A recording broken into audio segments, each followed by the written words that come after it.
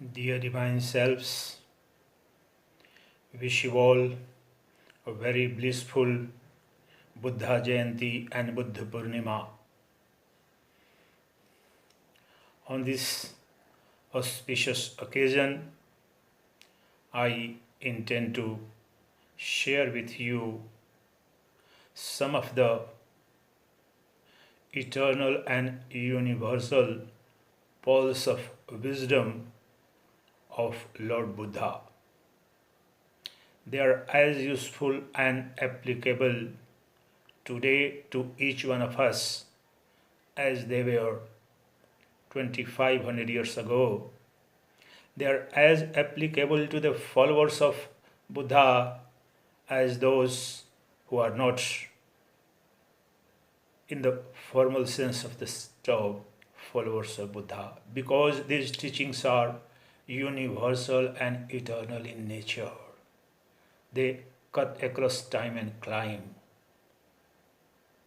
So some of the selected verses from Dhammapada I am going to share with you.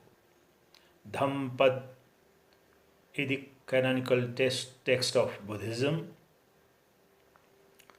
foundational text, and some of the very useful pearls of wisdom which are relevant in each and every moment of our life as to how to conduct, how to behave, how to interact, how to live, how to think, how to speak, and how to act. So in the light of these pearls of wisdom, our life would become much more noble, much more illumined and blissful.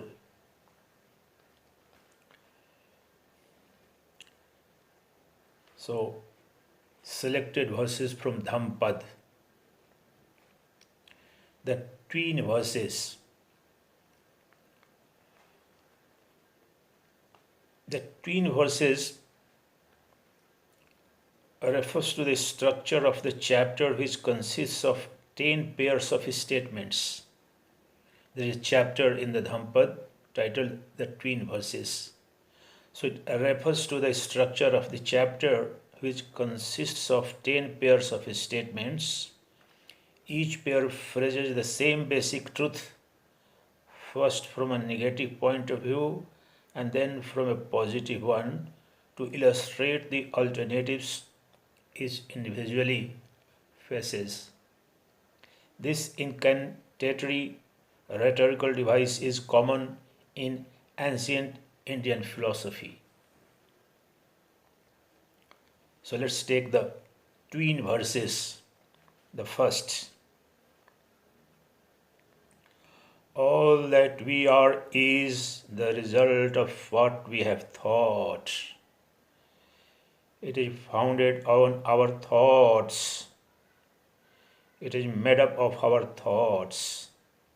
If one speaks or acts with an evil thought, pain follows one. And the wheel follows the foot of the ox that draws the wagon. All that we are is the result of what we have thought. It is founded on our thoughts. It is made up of our thoughts. If one speaks or acts with a pure thought, happiness follows one like a shadow that never leaves. Whatever you are is the result of the quality and kind of thoughts we have entertained in our life. And whatever we aspire to become will be determined by our thoughts alone, the state of mind alone. Thoughts are heart and soul of our destiny. Thoughts are seed which fructify in our life. thoughts alone appear as words and you act, behave, and live as per your thoughts alone. So, thoughts are the seeds of your destiny. Therefore, watch every single conscious or unconscious thought of yours. If thoughts are controlled, your destiny is controlled.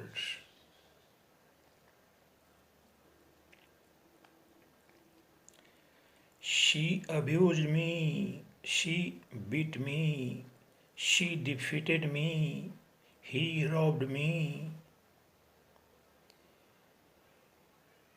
For those who harbor these kind of thoughts, hatred will never cease, because you are thinking every moment as to what evil act somebody has done to you. Is natural that there will be a sense of hatred, a repulsion towards them, and the sufferer would be you.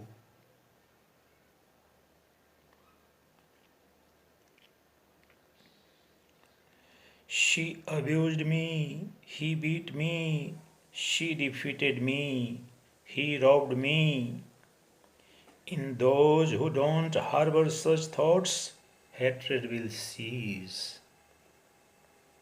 There are two kinds of people.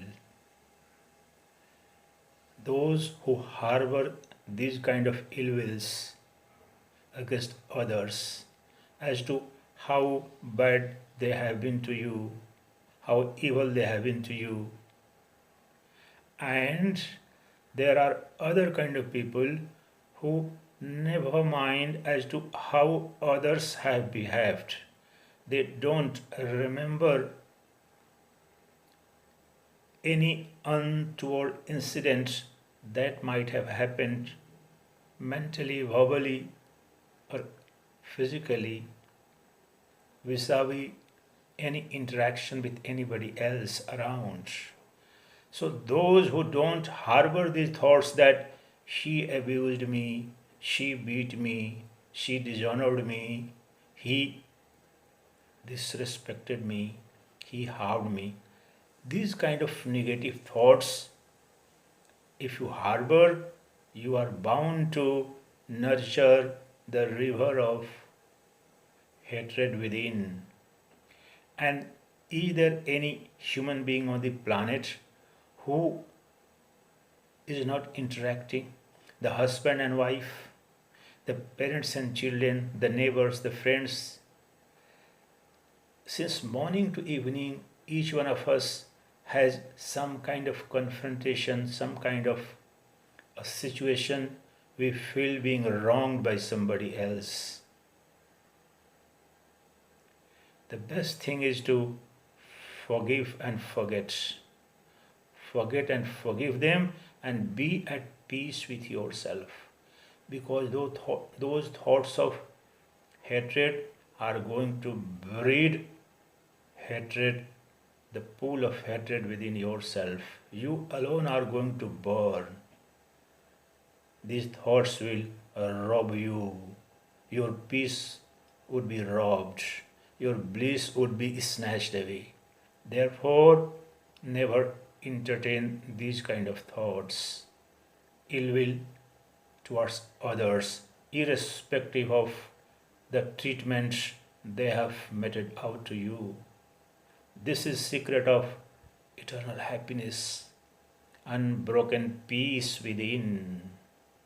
And it applies to each one of us, cutting across time, climb, and which religion, faith, or occupation you belong to, it doesn't matter. It's a universal and eternal truth. It's one of the most wonderful secrets of peace, bliss, and success. too much of your energy is wasted in these kind of thoughts, thinking about as to how that particular person, my neighbor, my husband, my wife, my friend, misbehaved with me. It wastes so much of your energy.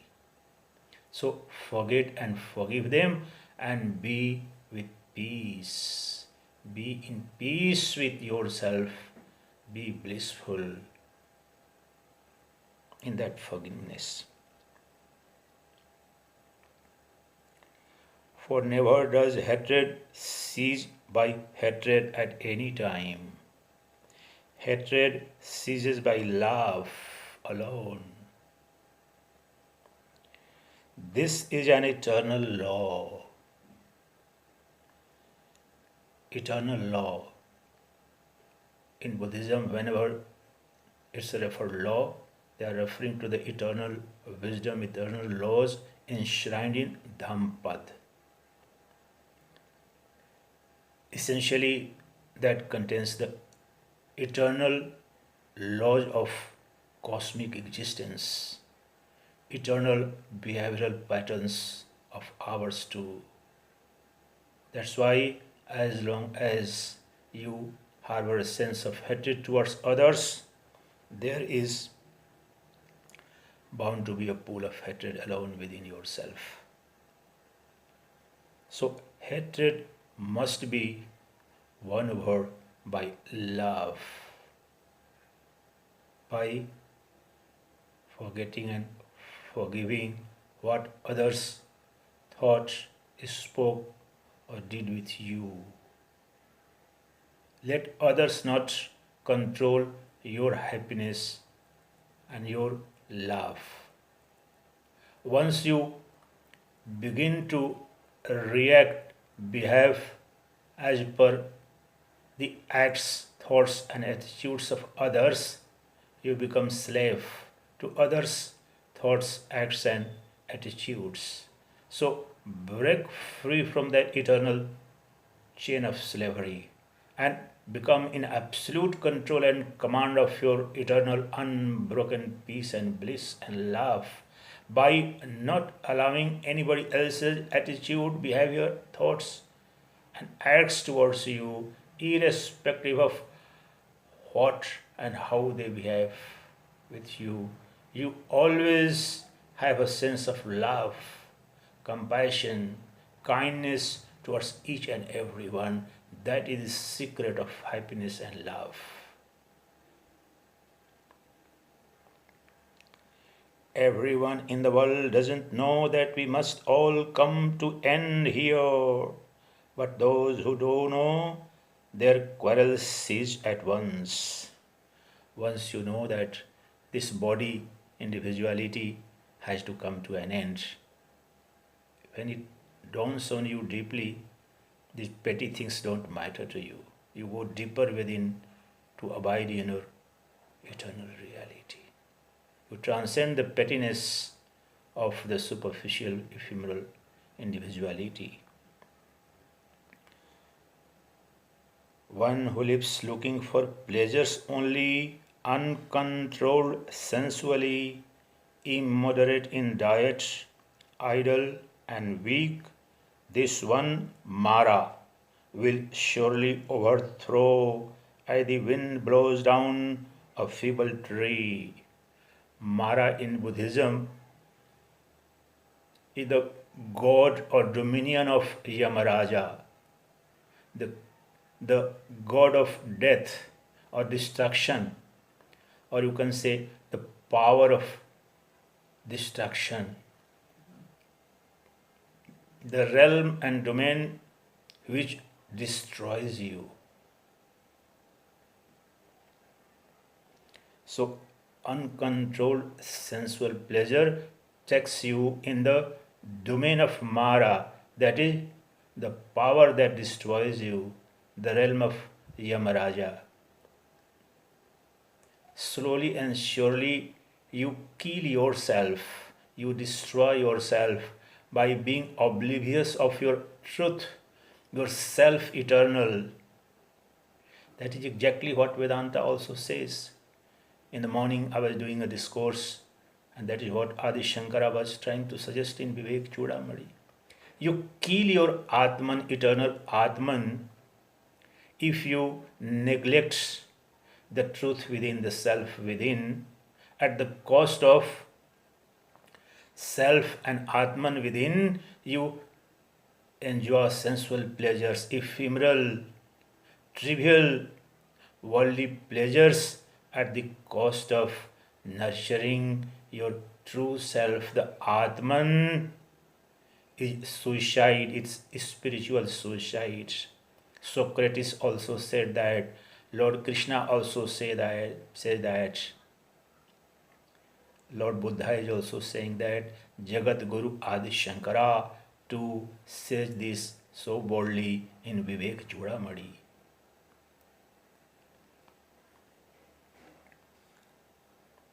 So please don't commit suicide, spiritual suicide, by overindulgence in sensual pleasures, worldly pleasures, uncontrolled indulgence in lust is spiritual suicide.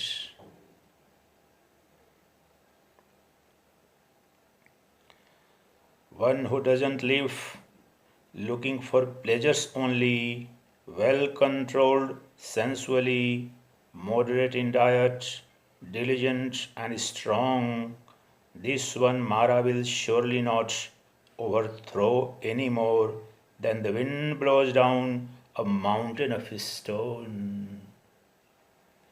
When your mind is controlled, your senses are under control, then the forces of destruction, the god of death or the power of death would be as much ineffective in destroying you, in killing you, as the wind would be ineffective in the case of mighty mountain like Himalayas.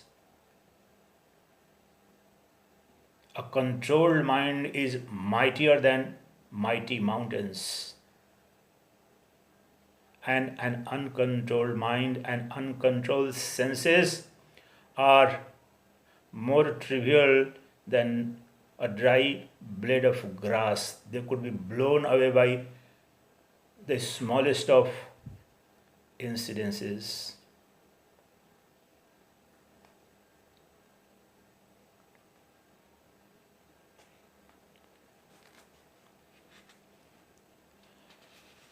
One who wishes to don the saffron robe, he is talking about the sannyasi, the monks. What Lord Budha said more than 2500 years ago, it's more relevant today for the monks, for the sannyasi, for those who claim to tread the path of spirituality or renunciation. What Lord Budha is saying. One who wishes to don the saffron robe while still impure, intemperate and untruthful is unworthy to do so. Impure ones whose mind and thoughts are impure are not entitled to wear this robe. You must be pure at your heart. One who has cleaned the mind and is endowed with temperance and truthfulness is indeed worthy to wear the saffron robe. Only those who have purity and truthfulness should put on the ochre robe, saffron robe. One who imagines the real as false and sees falsehood as reality never arrives at truth but follows vain desires. One who knows reality as real and falsehood as false arrives at truth and follows worthy aspirations. As rain breaks through a poorly thatched house, lust breaks through an unvigilant mind. As rain doesn't break through a skillfully thatched house, lust doesn't break through a vigilant mind. So remain always vigilant towards your thoughts. Remain and stand guard to your thoughts always. Evildoers mourn in this world and mourn in the next one, the world after death. They mourn in both. They mourn and grieve when they see the filthiness of their own deeds. Virtuous ones delight in this world and delight in the next one. They delight in both. They delight and rejoice when they see the purity of their own deeds. Your pure deeds alone make you happy, blissful, and at peace. Evildoers suffer in this world and in the next. They suffer in both.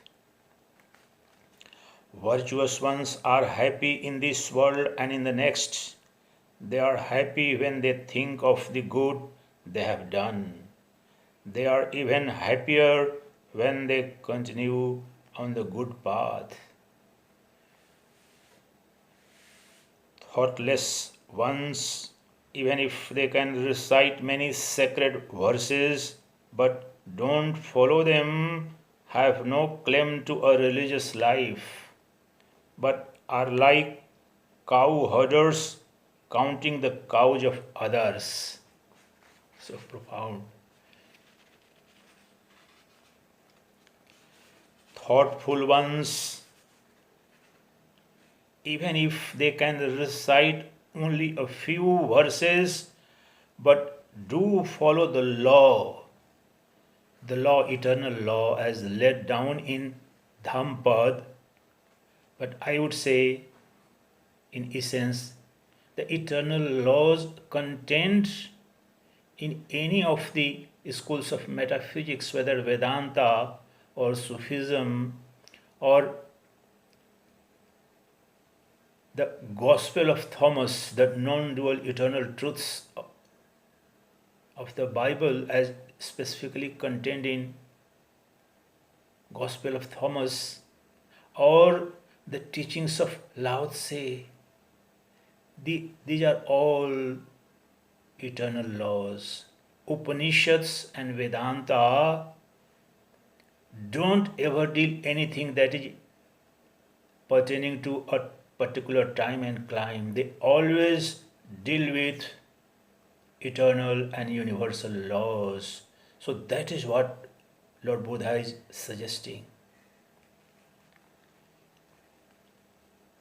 Thoughtful ones, even if they can recite only a few verses, but do follow the law and forsaking lust, hatred and delusion, possess true knowledge and peace of mind. They, clinging to nothing in this world or the next, have indeed a claim to a religious life. They are truly leading a religious life whose mind is under control, senses are under control, whose hearts are pure, bubbling with love, compassion, cooperation, camaraderie, empathy, sympathy for others. Now we would take another chapter on the mind, the importance of mind. In this, the chapter we dealt with the twin verses. There too, the mind was central. Now, here, this specific chapter is titled The Mind. So let's take up some selected verses from Dhammapada on the mind. I would like to say, as I have gone through this chapter, I would title it as Mind and Meditation. As fletchers are the one who make arrows. As fletchers make straight their arrows, wise ones make straight their trembling, unsteady minds, which are difficult to guard, difficult to hold back. Like a fish taken from the water and thrown on the dry ground, our mind quivers all over in its effort to escape the dominion of Mara, that is, the dominion of death, dominion of Yama, the dominion of death and destruction and suffering. It is good to tame the mind, which is flighty and difficult to restrain, rushing wherever it will. A tamed mind brings happiness. Let wise ones monitor the mind, which is subtle, difficult to perceive, and restless. A mind well monitored brings happiness. Because only when you are guard to your thoughts, you are watchful towards your thoughts, you don't allow the negative thoughts, or else unconsciously, without you being conscious of the fact, a lot of hatred, jealousy, negativity becomes so much powerful within your heart, so much active that your life becomes hell. Your mind becomes hell of negativity, destruction, pessimism. Therefore, you have to always stand guard. Never ever lower the guard towards your thoughts. That is the most sacred obligation of each one of us. We stand guard to everything external, but never ever we bother about as to what kind of thoughts are rushing in my mind. Once you are careful and conscious of your thoughts, the most revolutionary things will happen within you. The truth will begin to manifest.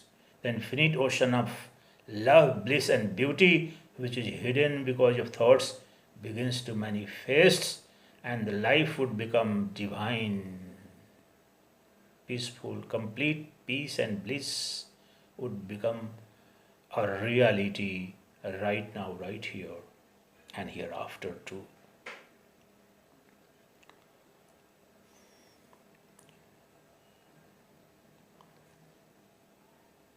Those who bridle their minds, which being insubstantial, would travel far on its own, hidden away in the body, are free from the bonds of Mara. Mara, the world of death, the king of death, won't catch hold of a person who is always conscious and careful about his, her mind, thoughts, the quality of thoughts. If one's mind is unsteady, if one doesn't know the true law here he is suggesting the law as contained in Dhammapada, one's wisdom will never be perfect. If one's mind is free from lust and unperplexed, if one has renounced the notions of merit and demerit, if one remains awake and watchful, then one never has to fear. There is nothing to fear if you are careful about your thoughts.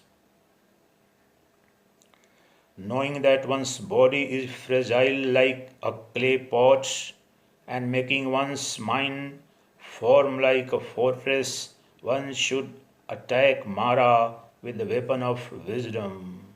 One should then never falter in watching the conquered Mara. Still, once you have controlled your mind, you don't need to lower your guard. You have to stand guard to your thoughts even after controlling it, because it any moment can return back. The negativity, the thoughts which are inimical to your reality, your truth, your love, bliss and beauty, your nature, must be watched even after your mind has been controlled. Before long, alas, the body will lie on the ground, bereft of consciousness and despised like a useless rotten log. Whatever a hater may do to another hater, or any enemy to an enemy, one's own mind is strongly directed, will do to one even greater harm. Whatever a hater may do to another hater, or an enemy to an enemy, one's own mind wrongly directed will do to one even greater harm. This truth is much more powerfully revealed in Bhagavad Gita 6th chapter, verses 5 and 6 by Lord Krishna, the same truth, that you yourself are your true friend and your worst enemy too. The one who has control over himself or herself is a true friend of himself or herself, and the one who is not under control is a worst enemy. The total enemies of the external world are not going to harm you as much as your uncontrolled mind. That is what Lord Krishna says in Bhagavad Gita. That is precisely what Lord Budha is saying. Eternal truths are always common to all the teachings and all the great prophets and enlightened masters and incarnations, whether Jesus Christ or Lord Krishna or Lord Buddha. Neither a mother nor a father nor any other relative will do to one as great a service as one's own well-directed mind. That is what I told you in 5th and 6th verse of the 6th chapter of Bhagavad Gita. The same truth is revealed. It's eternal wisdom cutting across time and clime. Your own mind is your best friend and worst enemy. If the mind is under control, then senses are under control. And if the mind is not under control, then senses are not under control. So uncontrolled mind and uncontrolled senses are your worst enemy, and controlled mind and controlled senses are your best friend, most powerful friend. All the friends put together in the world of external relativity are not as powerful as a controlled mind and controlled senses of yours. It's the greatest eternal wisdom. Now we will take some verses from a chapter titled Flowers from Dhammapada. Flowers here, let me tell you, here as the wisdom is being revealed, symbolize here the external sensual pleasures, the dazzle of the worldly pleasures, which are ephemeral, illusory, momentary, and they are so alluring, and they allure you in the world of darkness and death and destruction. So that being the essence of the word flowers here, flowers look so beautiful to everyone, to the senses. So what Lord Budha is saying through the word flowers, what teaching he is giving. Who shall overcome this world and the world of Yama, the god of death in Hindu mythology, the same Yama, and in the same sense here he is using. Who shall overcome this world and the world of Yama and the world of the gods? Who shall find the well-taught path of the law of the Dhammapada? Who shall find the well-taught path of the law, even as a clever garland weaver picks out the right flower and wrong flower? It will be revealed in the next verses. The earnest disciple shall overcome this world, the world of Yama. We are always in the world of Yama. The body is always vulnerable to death, particularly unprecedented in human history. The spectre of death and disease, the sword of Yama is lurking on each one of us due to corona pandemic. We should reflect deeply that we are always in the throes of death, in the jaws of death.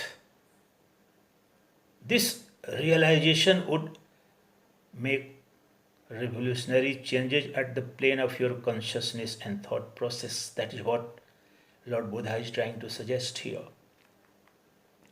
The earnest disciple shall overcome this world, the world of Yama and the world of the gods. The earnest disciple shall find the well-taught path of the law, even as a clever garland weaver picks out the right flower. The one who knows that this body is like froth, as unsubstantial as a mirage, will break the flower-tipped arrow of Mara and never see the king of death. Flower-tipped arrow of Mara. The sensual pleasures here, it's a metaphor. The sensual pleasures, the worldly pleasures always appear to be so beautiful, like the flowers, the arrows of cravings, desires, which are the root cause of our sorrows, sufferings and attachments, are the arrows that he is referring to. So those are tipped with flowers. It appears the sensual pleasures, worldly momentary pleasures appear to be so pleasant to the senses at particular moments. So the one who breaks free from that external illusory beauty of the flowers, he doesn't fall in the realm of the Mara, the death. That is what he is saying. As mirage will break the flower-tipped arrow of Mara and never see the king of death. That is, you see, that is most fundamental teaching of Vedanta too. The one who has transcended the realm of sensual pleasure, then he has transcended the perpetual preoccupation with the external world and external pleasures. Thereby he abides in the reality, abides in the truth, abides in the Atman within. And the Atman within is ever eternal, beyond the realm of death, disease and destruction. But if you are preoccupied with the world of senses, the world of momentary pleasures, you never know this eternal force, the eternal self beyond death and disease. And therefore, you feel that you are going to die. More than 99.9% of humanity today, even the so-called religious people, are so frightened because they know not their true self. Because you have spent vast, significant and substantive part of your life and time in in the change of the external phenomenal illusory world, and then you are facing the threat of corona pandemic. So what will happen to my body? Oh, I will die, I will disappear, this is the end of my life. So you are hit by the Mara, the arrow of the Mara, the simple terms, the death. But if you know your reality within, by abjuring and eschewing sensual pleasures and abiding in the self through meditation, then you become eternal. Mara, the word of death, can't touch you. You are beyond that. That is what he is trying to suggest.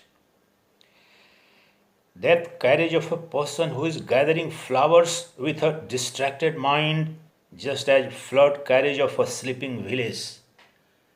What is gathering of flowers? Gathering of flower means ever engaged in sensual pleasures. So the one who is ever busy in sensual pleasures, the Mara, the king of the god of death, is bound to take his life away. He will die. And it's very easy. Death overpowers a person who is gathering flowers for pleasure before this person can achieve any satisfaction. Sensual pleasures is very fundamental teaching here, wisdom. It would take hours and hours I can speak for hours on this verse alone. You never ever get true satisfaction, real contentment through sensual pleasures. You are yet not contented and satisfied, and the life would become unbearable. Old age, death, disease would catch up with you, and the fate would be death and destruction. As the bee collects nectar and flies away without harming the flower, its color, or its scent, so let a wise person go among the people and things of this life. So, without harming anyone, without hurting anyone, we should live like the bees. The human race has transcended this truth beyond all brutality.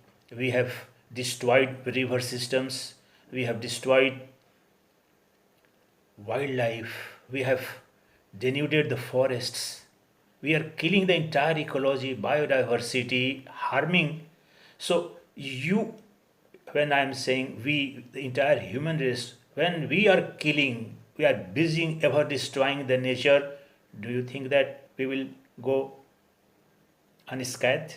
The nature is now biting back. The wrath of the nature we are facing. This teaching is so profound. We should live as if we don't live. It means our life should not be at cost of anybody else. I should not be a burden unto the earth. I should not be a burden unto the society. We must be conscious of this fact that no word, thought, action, or livelihood, or lifestyle of mine should be at the cost of damage or destruction to anybody else, whether earth, wildlife, plant life, rivers, anything, or human beings. No, your life, your happiness, your glory cannot be and must not be at the cost of others. That's why when human beings were doing well, the nature was ill. Now the human race is ill, the nature is doing well. The nature is doing well. It's an eternal law. Unless and until you follow this, destruction is bound to catch up. And that is happening to the entire human race. This teaching of Lord Budha is so profound and so important for each one of us. We must not live a lifestyle and livelihood which is at the cost of anybody else. The Western industrial paradigm of last 3 to 400 years has destroyed Mother Nature beyond recognition. It's toxic. The water, air, earth, everything is so contaminated, polluted. The food we are eating is so polluted. So whatever we have sown, we are reaping the fruits of the same karma. We need a fundamental paradigm shift in our thought process, because your thought process alone determines your life, livelihood and lifestyle. The entire human race has to listen to this teaching of Lord Budha today, when you are confronted with such unprecedented crisis. On this Buddha Jayanti, at least this one teaching will bring such revolutionary changes. The earth will begin to heal, the societies, the poorer, marginalized community will begin to heal.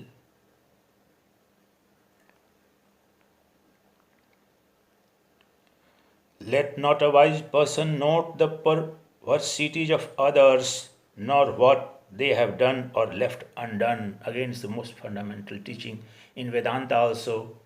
Particularly to me, my Gurudev gave very fundamental teaching. Never talk any ill of others. Don't spend even a single moment of your time in analyzing others' characters. Others are none of your business. You mind your own business. Mind your own business. Take care of yourself. Reform yourself. The world will get reformed. No unnecessary poking of nose in others' affairs, castigating others, passing judgments on others is sinful. Buddha would say, Vedanta says, Lord Krishna would say, Jesus Christ says, focus on your own life, your own matters pertaining to your own life. Like a beautiful flower without scent are the fair but fruitless words of the one who speaks of virtue but doesn't act accordingly. Mere words don't make much of a difference. The words without deeds are hollow. Like a beautiful flower full of scent are the fair and fruitful words of the one who speaks of virtue and acts accordingly.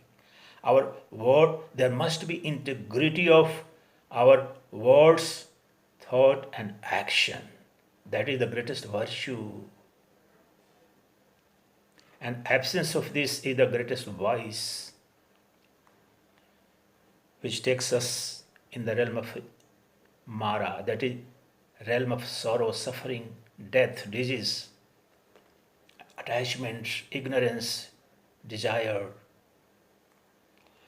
Even as one may fashion many fine wreaths from a heap of flowers, so should one born to the mortal lot make from it many fine deeds. Though we are born as mortals and in the company of mortals, we should do, live and think in a way like immortals, which gives us the sense and glimpse of our immortality, the eternity. The scent of flowers doesn't travel against the wind, nor that of sandalwood, rosebay or jasmine. But the fragrance of good people travels even against the wind. Thus a good person pervades the universe. The value of good deeds, a virtuous person, a virtual lifestyle. Among the scents of sandalwood, rosebay, the blue lotus and jasmine, the perfume of virtue is the best. The perfume of virtue is the best. The perfume of good character, good thoughts, good words and good acts is the greatest scent. That is greatest virtue in human life. Not far from this world travels the scent of rosebay or sandalwood, but the perfume of virtue rises up to the highest gods.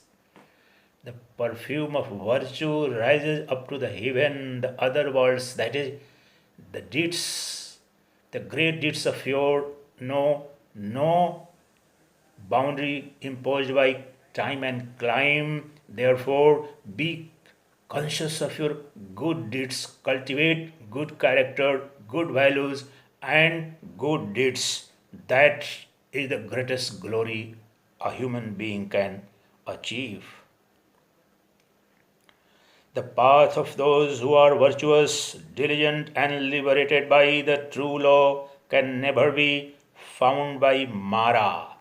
What he is trying to suggest is that the path, the life you have chosen, the life of virtuousness, the path of virtuousness, the king of death and destruction would never be able to catch up with you. You transcend the realm of mortality. To put it in simple terms, the one who is leading a virtuous life is beyond the realm of sorrow, suffering, disease, and death, because he or she abides in the truth transcendent.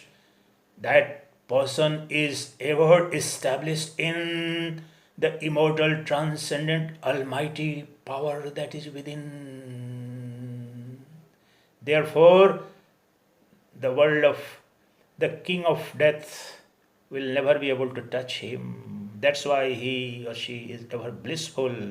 The one who is virtuous is ever blissful. He or she has nothing to worry about. Even the god of death and destruction won't be able to catch up that virtuous person.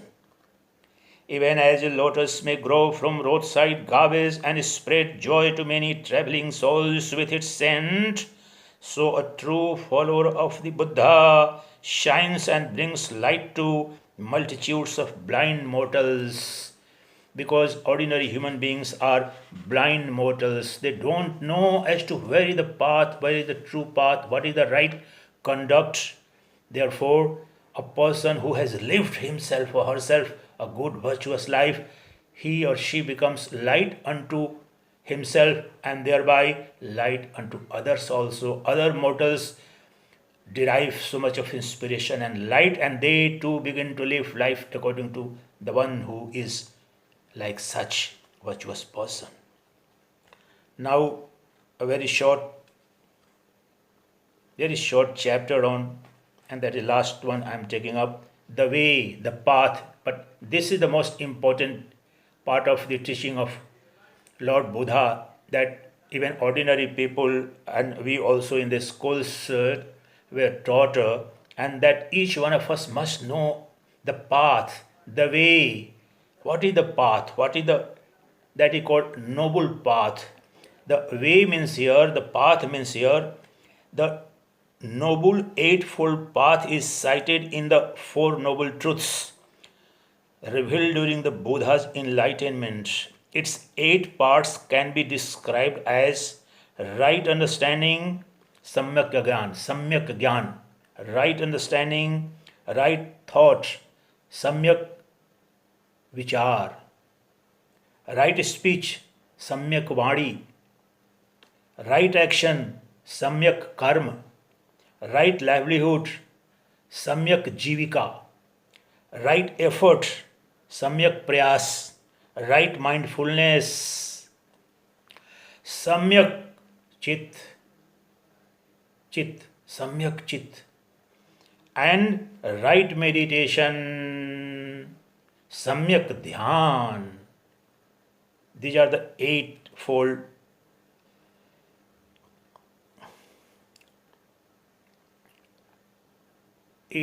sadhanas normally a follower of the Buddha is supposed to do. But all of them are relevant in true sense. If you understand them, they are spiritual eternal truths, and you and me and every one of us, if we strip it of the religiosity or the name of Buddha, they are as relevant to you as to me, to followers of each and every, because they are eternal universal truths. The wisdom that has been revealed by Lord Buddha is eternal and universal. So the way, The best of paths is eightfold, and I have described this eightfold path. The best of truths are the four. What are the four truths? The four noble truths are commonly expressed as all life is suffering. The cause of suffering is desire. This is the second truth. And the third, suffering can be ended. And fourth, the way to end suffering is the noble eightfold path. So the four noble truths and the way to end suffering as given in eightfold path, Ashtanga Yoga you can say, is the art and science and philosophy to end suffering. Every single metaphysics, irrespective of time, climate, religion, essentially tries to look for the ways and means to end suffering which is so intrinsic, so natural to our life. Unless and until there is permanent cessation of sorrows and sufferings, there is no meaningful happiness, there is no meaningful love, bliss and beauty in the life. That is what every single verse of Upanishads, that is what every single rishi of the Upanishads is trying to teach us. That is what every teaching of or the verses of Lord Krishna are trying to suggest in Bhagavad Gita. And that is what Lord Budha is sharing with us. That is what is his eternal teaching. The best of mental states is freedom from attachments. The best of mental states is freedom from attachments. The best of human beings is the one who sees. This line is very profound. I meditated upon this and I've discovered it's so radical. The best of human beings is the one who sees. What do you mean by sees? I understood it. The one who sees the seer. The one who sees the truth. The one who sees the knower within. The one who sees the Atman within. The one who sees the pure self-effulgent, self-existing reality within of the nature of pure consciousness. That alone and that person alone sees, the rest don't see. That is exactly what Lord Krishna also says in Bhagavad Gita, that only one who sees the indivisible non-dual reality in the world of duality and difference and distinction, only he sees. Means only he sees the truth. That is exactly what Lord Buddha is saying. And the actual practice of this is, once you do meditation, meditation is so central. Meditation is heart and soul of Buddhism. And why? Because only through meditation you see the seer, you see the Atman, you see that pure consciousness which is the background, source, substance and substratum of the entire universe. And that pure consciousness alone is immortal. That pure consciousness alone is out of the dominion of Mara. What Buddha is saying, the dominion of the death of destruction or death is there. And that is what Vedanta has been saying. Understand the depth of this. So only in your meditation, particularly Nirvikalpa Samadhi, when your mind and thoughts get completely absorbed, then you see the truth. And Vipassana, actually the word Vipassana meditation is so central to Buddhism. Pashyati means to see, to watch. Sanskrit word, it has come from Sanskrit. So when you watch, when the mind becomes full of the present moment, what is the mindfulness? The mind being full of the present moment, the present reality, and not being distracted by imaginary past or future, past memory or future fears or imaginations, then the mind is full of truth, the present moment. The present moment, the now is eternal truth. And by that practice, wherever you are, whatever you are ever aware about the present moment, the present surrounding circumstances, and that through vipassana. And it 35 years ago, I practiced vipassana, and it created a really tremendous, I would say a revolutionary changes on plane of my consciousness, and still in some or the other way, fundamentally they are not different. The Vedantic meditation or the vipassana, all of the modes of meditation are an effort or tool or technique to transcend the realm of the mind and thoughts which are illusory and false, and go and abide at the heart of your existence, at the core of your reality, that is pure consciousness. When the consciousness is conscious of consciousness alone, that is called enlightenment. That alone is enlightenment. That alone brings purity of reality, pure life, which he is preaching, is perceived in when the mind gets completely dissolved, the thoughts completely get dissolved, absorbed in the truth that is pure, of the nature of pure consciousness. And that is what he is saying, the Lord Budha is saying. This is the way, this is the way. There is no other that leads to purity of vision. Go on this way, so shall you confound Mara. If you go on this way, you will make an end of suffering. The way was taught by me after I had understood the removal of the arrow of suffering. What is arrow of suffering? The arrow of suffering he refers to is the desire, attachment, craving, expectations are the arrows of suffering. Every sorrow and suffering has its roots in desires and desire-born attachments, and the sense of aversion and attraction, the sense of repulsion and attraction, that is source of sorrow and suffering. That is what he is referring to as arrows of suffering. At the deepest realization, you would know how there is nothing other than the arrows of cravings, desires, lusts alone which are root of your suffering, if you are suffering at any point of time. Therefore, removal of those arrows of desires alone would lead to cessation of sorrow and suffering. That is what he is indicating. Now, at the end, you yourself must make the effort. The Tathagata,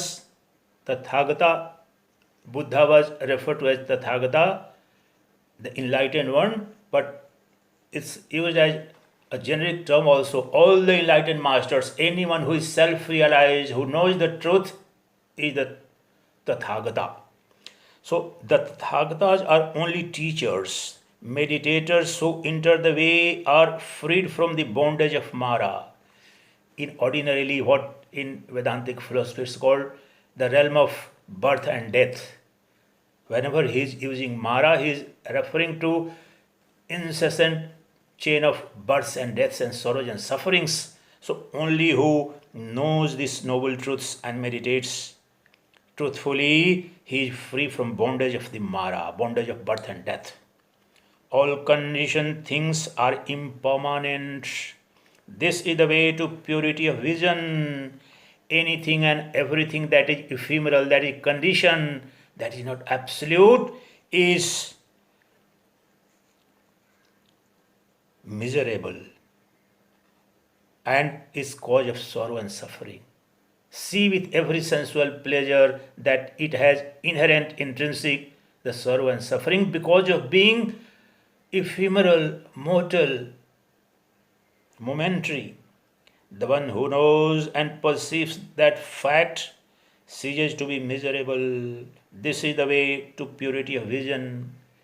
To put in simple terms, all the sensual pleasures, the worldly pleasures we are hankering after ever are in the realm of conditioned world, that is perishable, phenomenal, illusory. After a certain point of time, they are coming to an end, they are going to exhaust, and then you will begin to feel the pain, the sorrow, the suffering.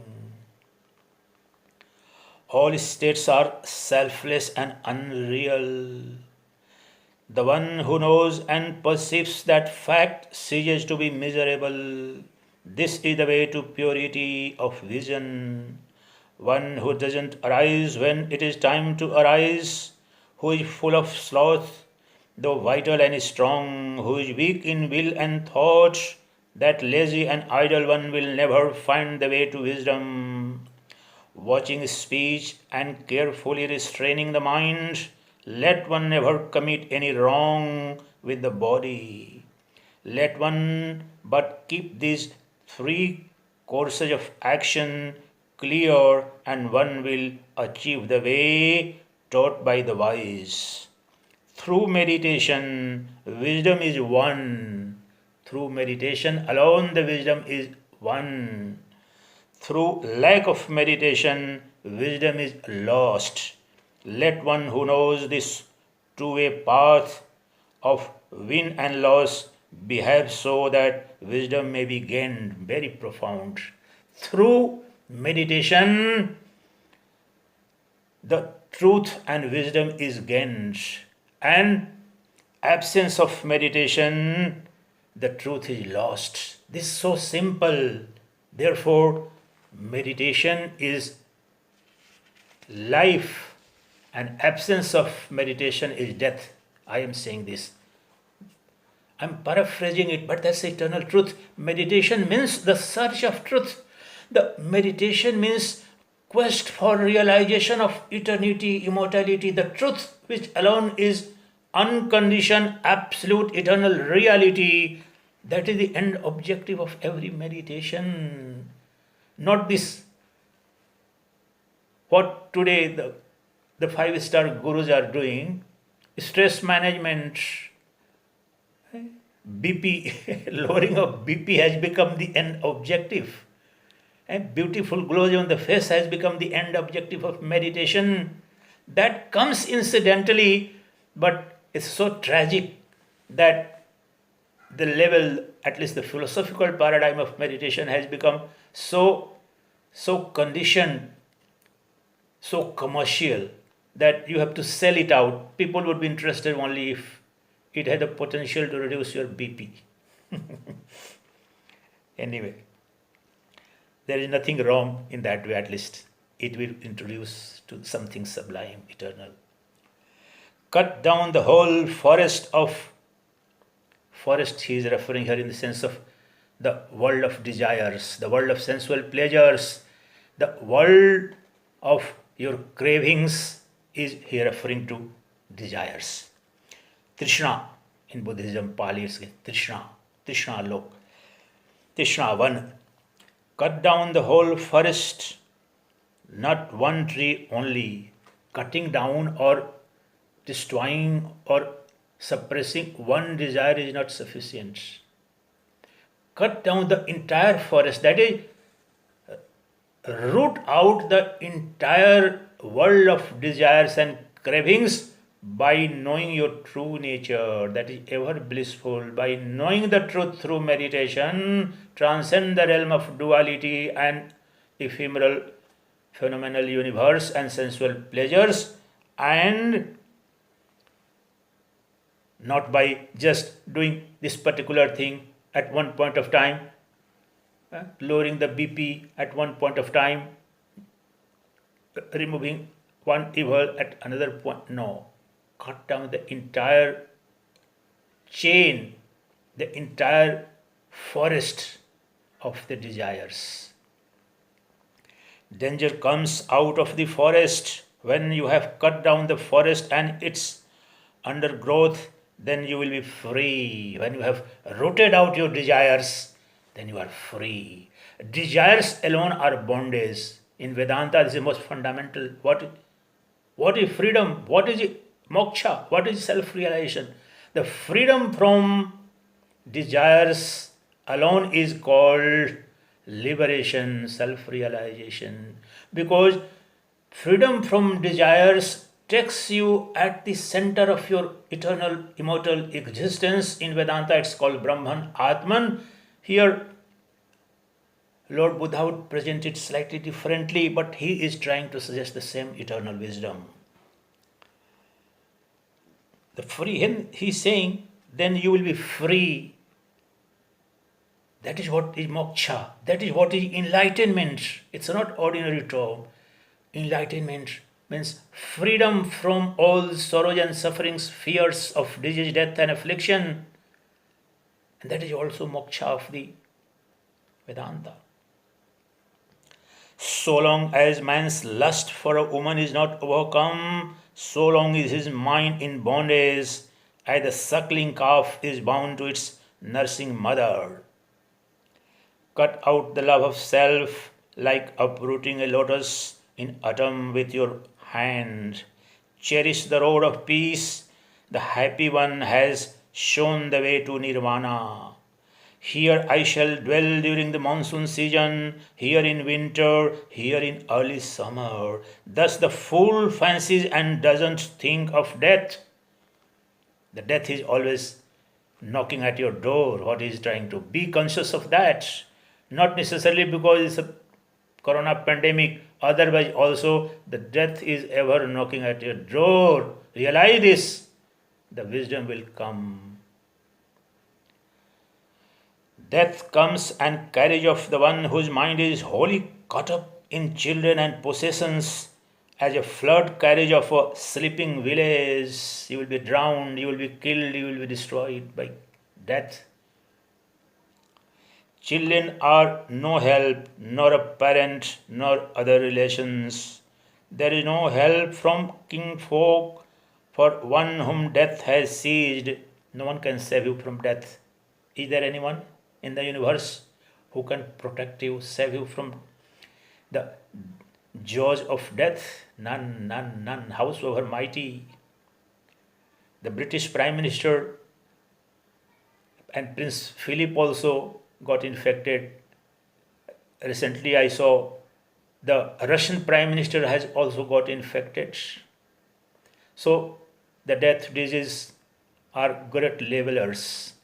Nobody is going to be saved unless and until you know your true nature, the eternal Atman within, by abjuring the obsessive sensual pleasures, the worldly, ephemeral, trivial obsession with the trivial world. You won't know the immortality, and then you are bound to be killed by Mara, the death and disease.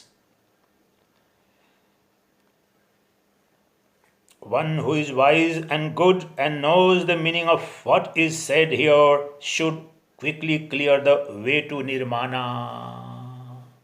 The wisdom revealed here, if you listen to it with sincerity, with full devotion, and think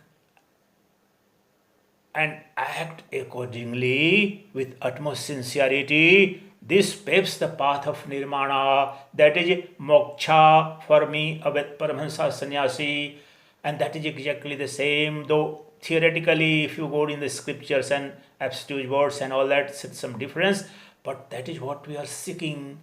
The nirvana, the ultimate freedom, the cessation of all world and networks of sorrows and sufferings, and availability of the eternal, unbroken, unconditioned world of love, bliss and beauty. In this lecture, I have shared with you the eternal and universal wisdom of Lord Buddha, which is art, science and philosophy of enlightenment, of nirvana. And nirvana alone can free you from the fear of disease and death, and that alone can bring the infinite and absolute world of love, bliss and beauty. May this Buddha Jayanti become a light and inspiration for each one of us to attain that supreme glory of nirvana. Chidananda Rupaha Shivoham Shivoham